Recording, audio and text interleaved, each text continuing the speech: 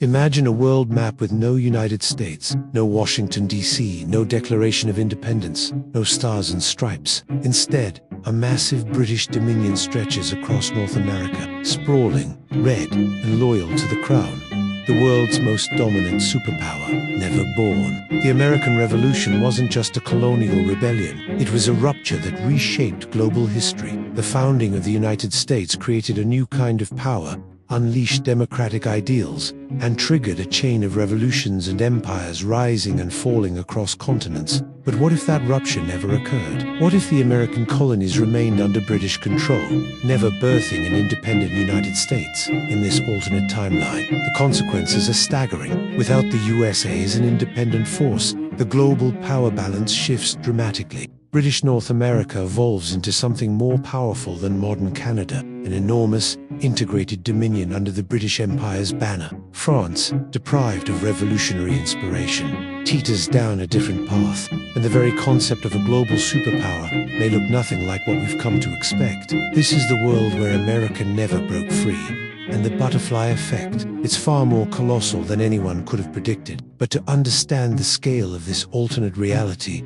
we must first rewind to the moment the revolution never happened. In our real timeline, the spark of revolution ignited in the 1770s with the Stamp Act protests, the Boston Tea Party, and that fateful shot at Lexington and Concord.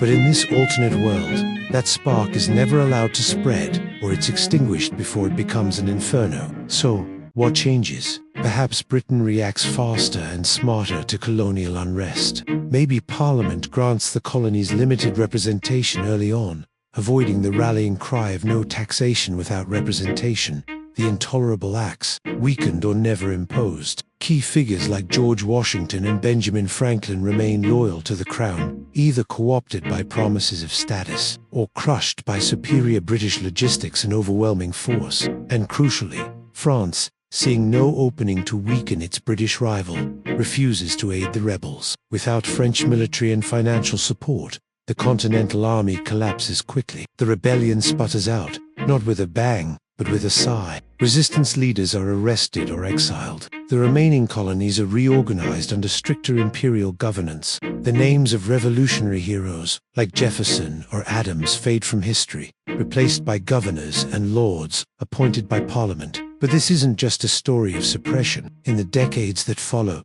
the British Empire doesn't cling to a hard colonial grip. Instead, it pivots, offering the American colonies a path to gradual autonomy within the empire, similar to what Canada, Australia, and New Zealand would later experience. Over time, a new kind of identity begins to form. British Americans, not independent citizens, but proud subjects of the crown with increasing rights and influence.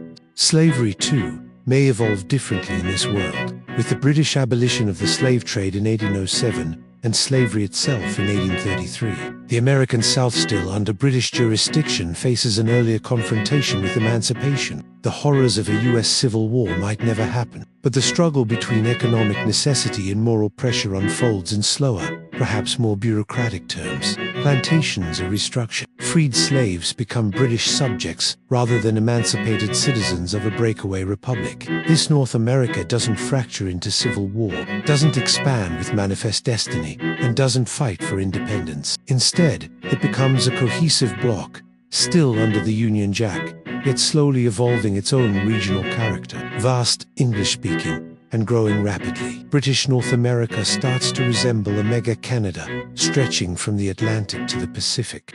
But without the United States rising to prominence, the British Empire doesn't just retain a colony, it gains an entirely new core. What does the world look like when North America becomes the empire's crown jewel? With the rebellion snuffed out and the colonies pacified, the British Crown recognizes a valuable opportunity. North America is too vast, too rich in resource, and too strategically important to remain a backwater appendage of the empire. So instead of simply ruling from afar, Britain begins building. Over the next few decades, investment flows into infrastructure, education, and administration across the continent. London recognizes that keeping such a sprawling territory in the fold requires more than redcoat. It needs railroads, ports, and self-governing institutions. Thus, a new vision begins to take shape. British North America, a federated mega-colony, akin to what Canada would eventually become. Except this version stretches from the Caribbean to the Arctic, from the eastern seaboard to the edge of the Pacific, as cities like Boston, New York, and Philadelphia are woven into this grand imperial tapestry. Their identities shift. These are no longer rebellious hubs of independence. They become British commercial powerhouses. Trade booms under imperial protection. British banking systems take root. Industrialization surges not under Yankee ingenuity, but with crown-sanctioned capital and oversight. The colonies evolve into economic engines of the empire, contributing not as upstarts but as central players in Britain's global strategy.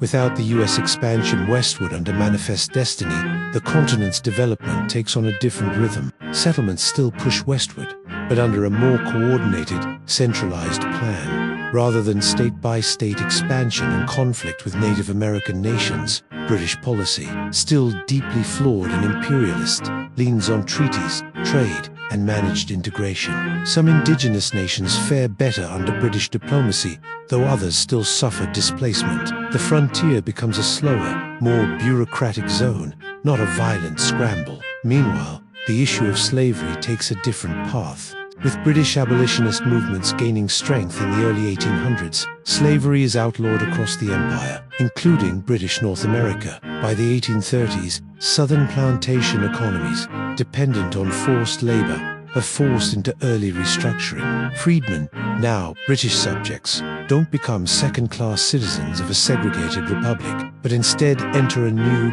if still imperfect, era of integration within an imperial system that lacks the same legacy of civil war. Politically, British North America becomes semi-autonomous by mid-century. Local parliaments and colonial assemblies wield real power, even as allegiance to the monarch remains strong. The idea of a president does not exist. Instead, British North America's head of government might be a prime minister elected from within the colonies, answering to a crown-appointed governor-general.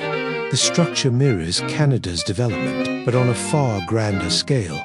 Culturally, the region matures as a hybrid identity, neither fully British nor fully independent, but something in between. A fusion of British tradition and North American practicality gives rise to a continental dominion that is stable, prosperous, and loyal. American-style rugged individualism is replaced with a more communal, Cronan country ethos. No cowboy mythos, no Wild West, no Hollywood glamour, but in its place, parliamentary decorum, massive British-funded universities, and imperial exhibitions showcasing North American achievements. And what of language, customs, and law? English still dominates, but it retains British spelling, accents, and legal structures. The Constitution, never written. Instead, British common law prevails. Trial by jury, Parliament-style debate, and allegiance to the crown shape the legal and civic life of British North Americans. By the dawn of the 20th century, British North America is no mere colony. It's the beating heart of a transcontinental empire, a dominion with nearly 100 million people, massive industrial capacity, and immense geopolitical sway, one that competes with continental Europe economically, yet remains a proud bastion of the British system.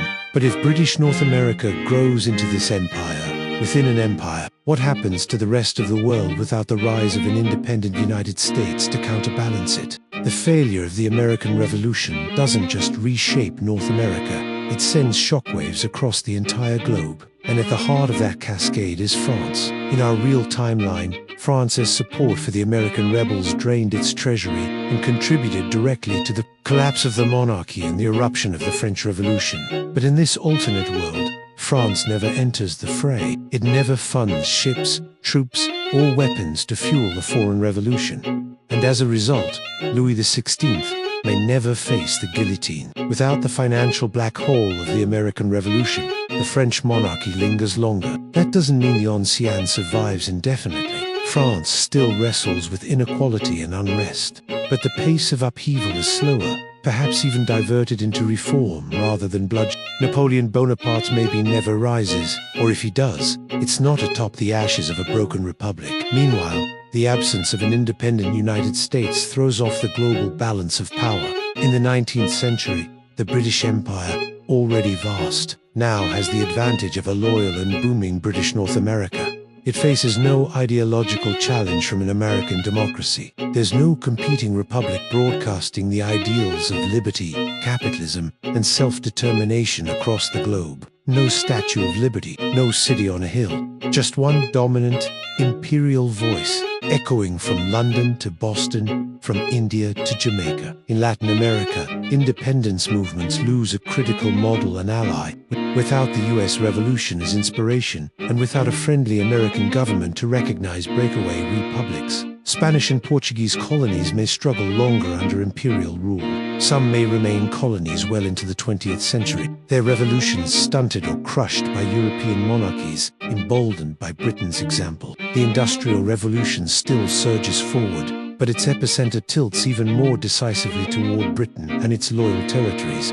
Factories rise not only in Manchester and Birmingham, but in Halifax, New York, and Toronto, all British cities. Without US-led innovations like interchangeable parts or mass production techniques spreading independently, technological dominance consolidates under one flag, one currency, and one global economic policy directed from the British capital. By the time World War I approaches, the map is unrecognizable. There's no United States to enter the war late and tip the scales. No Wilsonian idealism shaping the post-war peace. The war, if it even happens in this form, is fought between rival imperial blocs. Britain and its dominions against a still imperial France, a possibly larger German empire, and perhaps even a less isolated Russia. The absence of US intervention in the 20th century fundamentally alters global conflict. Without American troops landing in Normandy in 1944, the Allied push against Nazi Germany relies entirely on British and colonial forces. If Britain remains overstretched, the war may last longer, or be won by different means entirely. The atomic bomb, developed by a British-led Manhattan project with fewer resources, may emerge later or not at all. Japan, without the US Pacific Fleet as a target, may focus its imperial ambitions elsewhere. And without US economic dominance post-World War II, there's no Marshall Plan, no Bretton Woods, and no dollar-based global economy. Europe rebuilds under British loans or not at all. Global financial centers shift from New York to London permanently. The American century never dawns. Most critically, there's no ideological Cold War. Communism still emerges in Russia, but it's confronted not by the capitalist democratic juggernaut of the United States, but by a global British imperial system. The ideological lines are fuzzier. British-controlled North America might not carry the same zealous anti-communism or military-industrial complex.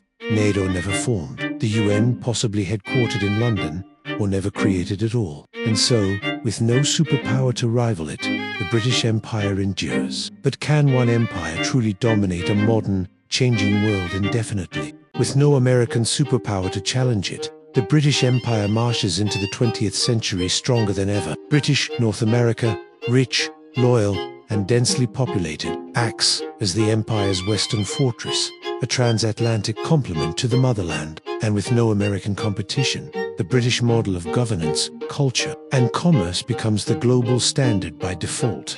The English language still spreads across the world, but it's distinctly British in spelling, tone, and expression. No Hollywood to popularize color over color. No Silicon Valley jargon replacing Oxford clarity. Accents, idioms, and literary references remain rooted in London, not Los Angeles. The cultural exports of the 20th century are Shakespearean, not cinematic. Victorian values linger longer. British music, literature, and broadcasting dominate the global stage. The technological world takes a different form as well. Without the American innovation engine driving companies like IBM, Apple, or Microsoft, technological revolutions are slower and more centralized. British firms, backed by imperial financing and policy, take the lead in telecommunication, aviation, and early computing. Yet, without the entrepreneurial chaos of a capitalist free-for-all, progress is more deliberate and state-guided. You won't find a garage startup transforming into a global titan overnight in this world. Geopolitically, London, not Washington, is the nerve center of the Western world. The equivalent of NATO may exist, but it's structured more like a royal alliance of dominions than a treaty among equals. Global security is managed through crown-aligned military coalitions, with British officers commanding troops from India, Australia, Africa, and North America. The military-industrial complex still exists, but it answers to Parliament, not the Pentagon. Global finance flows through the City of London. The pound sterling remains the world's reserve currency, buoyed by an empire that encompasses 1/4 of the planet. Wall Street never risen, because there is no United States to elevate it. Instead, colonial and post-colonial markets from South Africa to Singapore depend on British institutions. The IMF and World Bank, if they exist at all, are headquartered in London, their charters shaped by imperial economics. Colonialism endures much longer, without the disruptive force of US anti-colonial rhetoric and Cold War politics. Independence movements in Africa and Asia are slower to spark and harder to sustain. Gandhi's movement in India, for instance, may still rise, but without global sympathy from an American public steeped in democratic tradition, his momentum is checked. Decolonization becomes a negotiated, administrative transition, not a series of explosive revolutions. Some territories remain dominions well into the 1980s or even beyond, and what replaces the United Nations? Likely, a British Commonwealth Assembly, a sprawling, bureaucratic forum of colonies, dominions, protectorates, and allies held together by shared laws, trade agreements, and the Crown itself. It promotes peace and diplomacy, so long as it serves British interests. Even pop culture bends to British tastes. Without Hollywood, the world's biggest stars emerge from the West End, not Los Angeles. Fashion runs through London, not New York or Paris. Rock and roll, still born in Britain, perhaps, but never eclipsed by Elvis or hip-hop. Television dramas, more Shakespeare, less superhero. Global culture is refined, scripted, and monarch-approved. Youth rebellion, muted. Consumerism, slower, more structured, less manic. The digital age does arrive, but it's molded by British governance. Internet policy, surveillance, and digital rights are managed like public utilities. No Silicon Valley libertarianism. No Facebook juggernaut unchecked by regulators. Innovation is balanced against imperial values, privacy, dignity, and duty. Yet this empire is not without strain. Cracks appear by mid-century. Nationalist movements brew under the surface. Frustrated by London's paternalism, the sheer size of the empire, spanning continents, climates, and cultures, makes centralized control increasingly difficult. Even British North America, loyal for over a century, begins to murmur about self-determination. And that leads us to the final act in this alternate history. What happens when even this colossal British America begins to question its place in the empire? No empire lasts forever, not even one reinforced by loyalty, infrastructure, and centuries of tradition. As the 20th century presses on and the world grows more interconnected, even the mighty British Empire must confront the inevitable question: how long can unity endure before identity demands separation? By the 1960s and 70s, British North America, now home to well over 200 million people, vast industries, and immense political influence, begins to evolve into something even Britain itself can't fully control. The Dominion has long been the empire's economic engine and military backbone, but as British authority grows increasingly ceremonial, a deep tension brews between symbolic allegiance to the crown and the practical desire for self-governance. This divergence doesn't erupt in rebellion. Instead, it unfolds through a quiet legal revolution. Much like Canada's gradual assertion of independence, British North America pushes for greater legislative autonomy. A Dominion constitution is debated, drafted, and enacted, ratified not in blood, but in ballots. The British monarch remains a figurehead, but actual governance is transferred to a powerful continental parliament based in a newly built capital, perhaps a repurposed New York City, now stylized as a fusion of London's elegance and Washington's bureaucracy. British North America becomes an independent nation in all but name, part of the Commonwealth, but charting its own course. The transition is peaceful but symbolic. Union Jacks are lowered, new flags are raised, national holidays are reshaped around unifying achievements, not colonial history. What was once a colony is now a superstate, confident, cohesive, and entirely unique. But this British America is no replica of the real-world United States. It never fought a revolution. It never experienced a civil war. Its cultural evolution followed a different trajectory. less focused on individualism and more steeped in institutions, tradition, and social cohesion. Its politics resemble a blend of Westminster parliamentarianism and federal representation. Its social systems are more regulated, its safety nets broader. National identity is built on shared stability rather than revolutionary myth. Globally, this shift with British North America moving into an autonomous role, the remaining pieces of the British Empire begin to realign. Australia and New Zealand formalize similar transitions. India, long a source of wealth and tension, pushes harder for full sovereignty. Africa, the Caribbean, and Southeast Asia enter an age of negotiated independence, brokered not by external pressures, but by precedent. The world reorients into a Commonwealth-centric order.